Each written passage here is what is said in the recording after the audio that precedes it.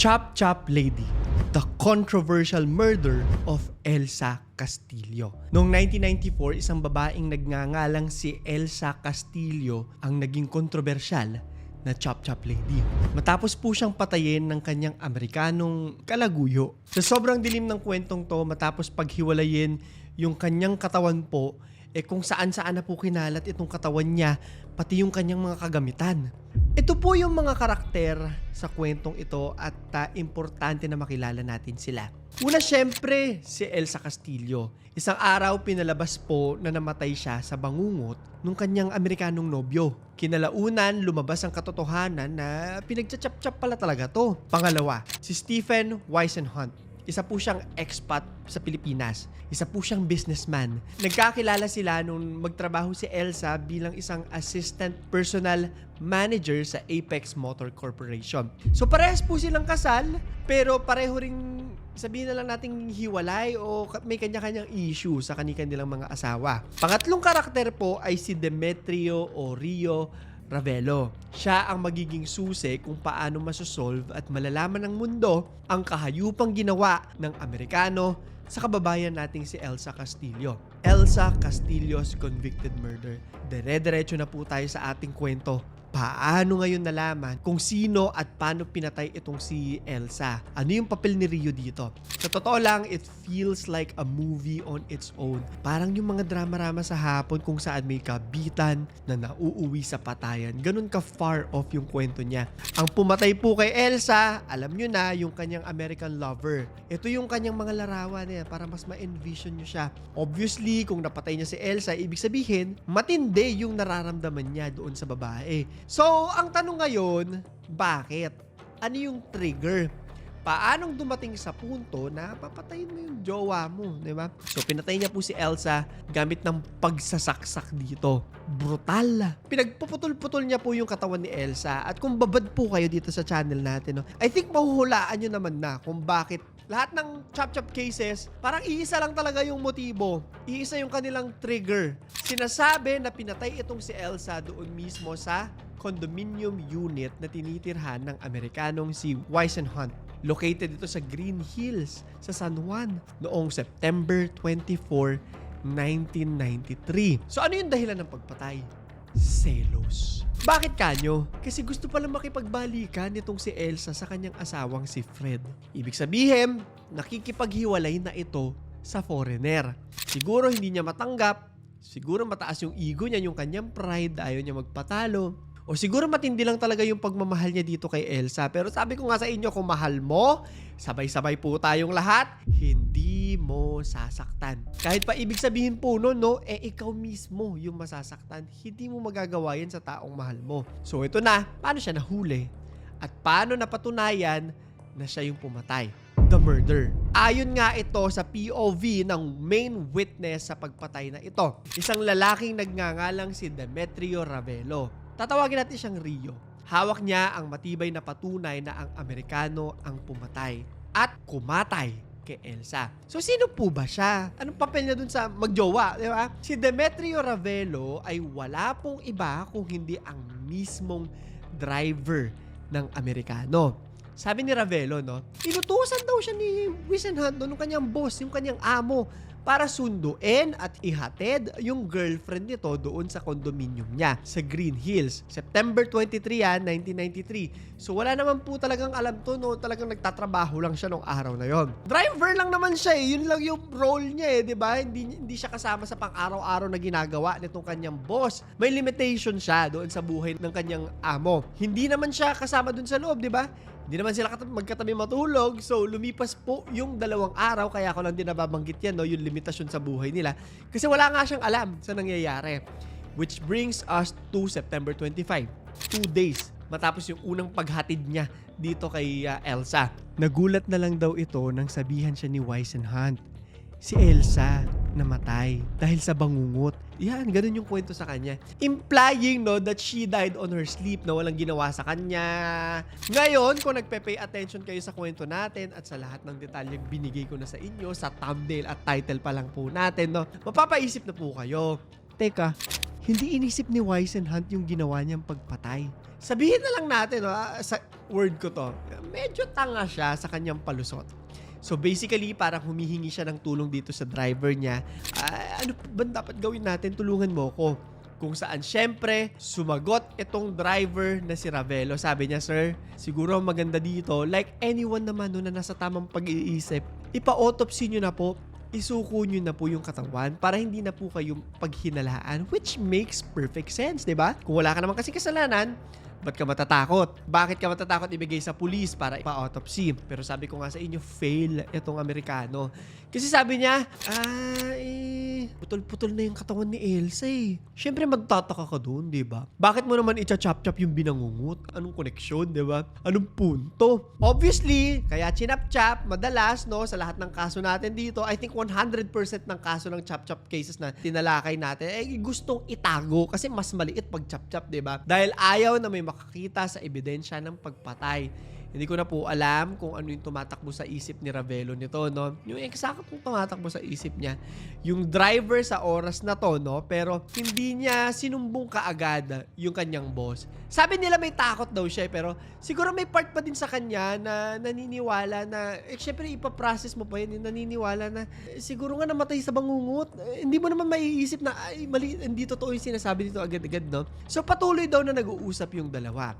Dinispatcha ang katawan. Sa pagpapatuloy ng kanilang usapan, nagpatulong yung Amerikano dito kay Ravelo na sige, pakilagay na yung mga garbage bags. Yung mga kinatay-katay po, nilagay na yan yung katawan sa garbage bags. Tapos, madami-dami yun, mabigat yun, madugo yun, makalat yun. At take note nyo yung salitang makalat. At kung matinong tao ka, hindi ka susunod, di ba? Lalo na alam mo or may kutob ka na may something sa ginagawa ng foreigner na to. Pero naniniwala ko na may fear din kasi sa kanya. Ayon sa mga articles na babasa ko tungkol dito, mukhang mapapasok natin yung pag-iisip na Ravelo sa mga oras na to. Ayon po dito sa article ng pep.ph, at the time daw, dala na rin kasi talaga ng matinding takot. Naging sunod-sunuran si Ravelo sa kanyang boss. Which at the time, umiiyak daw. Siguro doon pa lang din nagsisink in sa kanya yung ginawa niyang pagpatay, diba? Ganun yun, nabigla, nagselos masyado, pinatay. Pagtapos, doon mo na lang madadigest yung nagawa mo. Siguro natatakot din po siyang sabihin, aminin na natin, diba, mawala ng trabaho. Or siguro nare-realize na, ay shit, violent itong boss ko. Pag hindi ito ko sinunod to, baka ako yung inex. I think yun yung pinaka rason. Maaari na at that time, nagpe-pretend lang din siya, no, to save himself. Kasi if I was in that situation, baka ganun lang din yung gawin ko. Sige, boss, sige, dispatcha natin. Gaganon na lang din ako. Tapos pag may chance, given na nasa loob din sila ng isang maliit na condominium, nagigets nyo, di ba? Tatakbo at magsusumbong lang ako once it is safe to do so. Pwede rin kasi siyang baliktarin ng kanyang boss, di ba? Anyway, hindi po ganun yung nangyari. So mula doon sa condominium sa Green Hills, ginawa niya pa rin po yung kanyang trabaho niya as driver at ipinag-drive itong boss niya papuntang Tagaytay. So biyahe sila. Pagdating nila ng bandang Santa Rosa, Laguna, inutusan na ng foreigner itong kanyang driver na itapon mo na yung mga parte ng katawan na nilagay natin dun sa trash bag. Siguro wala na masyadong tao dyan sa parte niya ng Santa Rosa. No? Kumbaga parang naramdaman niya na safe nang i-dispatch ito. However, sabi dito, maliban daw dun sa genitalia nito na hindi na matagpuan, hindi ko alam kung ano explanation po dyan. No? Sa dami nang mawawala, bakit yun pa? So wala na po yung mga parte ng katawan, check. Bawas na yung mga ebidensya na maaaring makapagdiin sa kanya, check. Pero may mga natitira pa, which is yung mga ari-arian or yung mga gamit nitong si Elsa Castillo. Thing is, kung makikita yung katawan kasama yung mga gamit, madali nilang matutukoy kung sino to, di ba? Kaya siguro hiniwala-hiwalay rin niya. That or para hindi masyadong obvious, kaya hindi sabay-sabay ang pagtapon. Hindi kumpul-kumpol. Mula sa Santa Rosa, Laguna, dumiretso naman si Hunt at ang kanyang driver na si Ravelo sa Bataan. Kasi may vacation house itong si Hunt sa Bagak. American businessman po to, maraming ari-arian, mayaman talaga. Along the way, habang bumabiyahe sila papunta doon, inunti-unti na raw itapon yung mga gamit nitong si Elsa Castillo. Parang Hansel and Gretel, ganun, no? Breadcrumbing, isa-isa. I don't think may intention naman po silang ilid sa bahay kung sino man makikita yung ebidensya. I think in his mind, mahihirapan hanapin since layo-layo yung distansya sa isa't isa. Hula ko lamang po, which makes sense naman, di ba? So nakarating na po sila sa vacation house, na itapon na yung mga chop-chop ng bangkay, na itapon na yung gamit. Ang tanong, ano nang mangyayari? Tapos na ba ang magiging usapan ng employer at nung kanyang driver? Kakalimutan na lang ba nila to habang buhay? May ganong usapan ba sila? Malalaman natin ang susunod na mangyayari. Ngayon din mismo, dito na iikot ang mundo ng dalawa. Nakakapagpabagabag. Binagabag ang konsensya ni Ravelo. Alam nyo, ayon sa kanyang kwento, nung nandun na raw sila sa vacation house, nung nahatid niya na, parang napapraning na din po siya. Puro dugo na rin yung nakita mo, di ba? Hindi naman araw-araw nagtatapon tayo ng bangkay ng tao, di ba? Traumatizing po yan. Hindi yan pwedeng pag-usapan lang tapos kakalimutan. So sabi po nitong si Ravelo, na nung nasa vacation house siya, hindi na talaga siya makatulog. Dilat na dilat yung kanyang diwa at mata. Bakit kanyo? Abi, syempre natatakot siya. Baka siya yung isunod ng boss niya. Sa puntong to, ikaw lang yung nag-iisang nakakaalam ng krimen na ginawa ng boss mo. Ikaw lang yung tanging makakapagpatunay na may ginawang kasalanan itong foreigner na to. Kung isang pelikula to, sasabihin ng audience, umalis ka na dyan, isumbong mo na siya sa mga pulis. At ganun ang nangyari. Kinabukasan, nakauwi sa kanilang tahanan itong si Ravelo. Kinakain na nga siya ng kanyang konsensya, di ba? Obviously, alam na niya na hindi tama yung kanyang nagawa kahit sumunod lang siya. Kaya agad-agad inunahan niya na si Whisenhunt. Sinabi niya sa kanyang pamilya ang nangyari. Yung boss ko, sinabing chinapchap niya yung girlfriend niya. Sabi niya bangungot lang daw. Tapos tinapon namin yung bangkay. Lahat sinabi niya, walang labis, walang kulang. Napagdesisyon na nila agad na isumbong ang lahat ng kanilang mga nalalaman sa mga autoridad. Sabi nila na humingi raw ito ng tulong. Meron daw silang kaibigang fiskal. May kakilala kasi siya sa Department of Justice at sa National Bureau of Investigation. At inaksyonan din agad nila. Sa totoo lang, kung akong tatanungin, good call po siya dito, no, sa ginawa niya. Na sinabi niya agad. Kung malinis kasi talaga yung konsensya mo, hindi mo kailangan maging guilty. Hindi mo kailangan matakot na babaligtarin ka, lumaban ka. Lalabas ang lahat ng ebidensya makakapagpatunay kung wala kang pagkakasala. At yung mga tumatakas po sa mga ganitong klase ng bagay, sila talaga yung guilty. Ba't ka naman magtatago kung wala kang kasalanan, di ba? Bakit chachap-chapin mo? Kung binangungot naman talaga. Di ba? Idagdag ko lang din na buti sinumbong niya agad kasi just imagine kung naunang pumutok yung balita tapos hahanapin nila yung killer, di ba?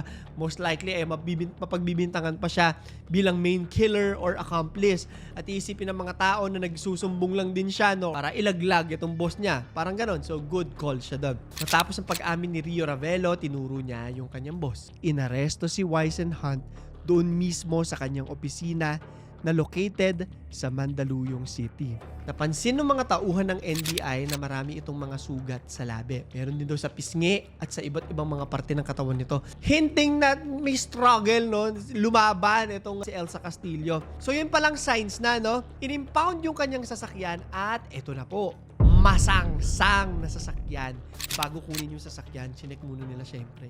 Kung matatandaan nyo kanina, di ba parang kung saan-saan pa nila dinala itong bangkay ni Elsa para ikalat-kalat. Nakiusap raw muna yung foreigner nung inaaresto siya na kunin muna yung kanyang mga gamit dun sa loob ng kanyang sasakyan at pag-open daw nung trunk, Diyos ko, sa sobrang sangsang daw ng amoy, yung mga tuyo-tuyong dugo sa loob, hindi naman nila nalinis dahil sinumbong din siya kaagad. Alam mo yung mga bagay na mabaho sa loob, tas pag bagong bukas, tas biglang sasampal sa'yo yung amoy.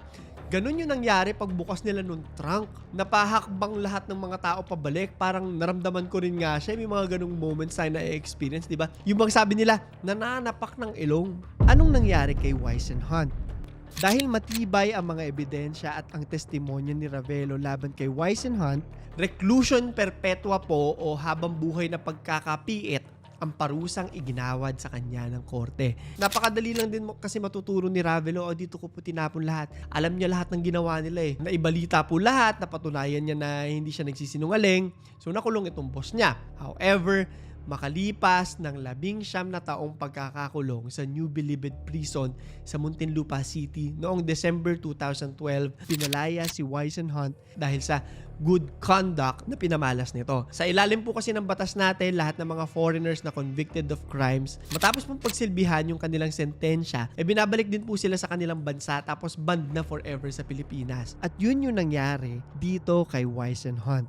Dineport ng Bureau of Immigration si Stephen Mark Whisenhunt, convicted killer ng chop-chop lady na si Elsa Castillo. Sa isang statement, sinabi ng Immigration Commissioner na si Ricardo David Jr. na siya raw ay isinailalim sa BI blacklist para hindi na siya kahit kailan makabalik ng Pilipinas. Ang tanong ko sa inyo ha, sapat ba yung 19 years na pagkakakulong sa pagpas lang ng isang tao? Of course, alam natin, sabi ko kanina, reclusion perpetua naman talaga yung hinatol sa kanya, pero nakalaya pa rin siya eh. Gawa nga ng good conduct daw. Papaka-honest ako, parang pagbuhay na sinadyang patayin yung kasalanan. Parang dapat 1:1, diba? Hindi naman sa sinabi ko papatayin siya, pero dapat tapang buhay siya nakakulong. Eh, akin lang, bugso lang ng damdamin ko, opinion ko lang. Hindi ko po alam yung specifics ng kaso, maaari kasing may mga detalye na kaya kinonsider pa nilang palayain siya. Hindi ko po alam yan ha. Technicalities. Imagine mo kung ikaw yung asawa ni Elsa Castillo o kung mag-anak niya, nanay, tatay niya. Eh, parang durug na durug yung puso mo pag nalaman mo na, ay, nakawala yung killer. Malaya na siya. Buhay na siya ng parang wala lang nangyari. No? Naniniwala po ako na lahat tayo may kakayanang magbago.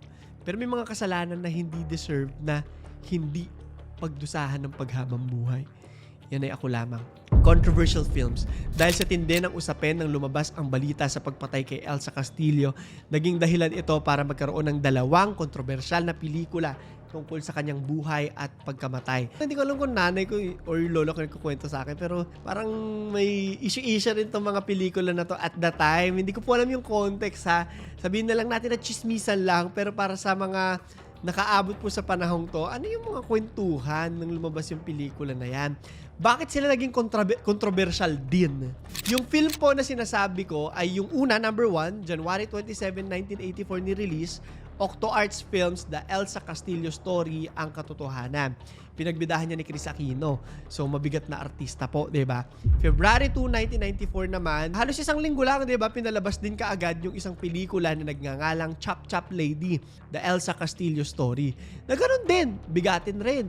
Lorna Tolentino. Parang gets ko na no, yung issue kasi parang magkakaroon talaga ng competition yan eh. Directly between the two films. At syempre si Lorna at saka si Chris Aquino. Ganun ba yung nangyari?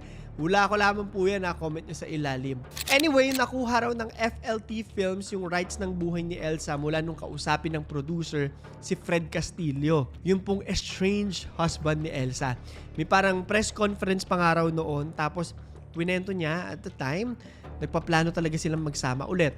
Ayusin kung ano man yung nasira dun sa kanilang relasyon. At alam na natin kung ano yung nangyari na hindi natuloy ang mga ito. Dahil sa kasikatang inabot ng kasong ito, binansagan si Elsa Castillo bilang Chop Chop Lady.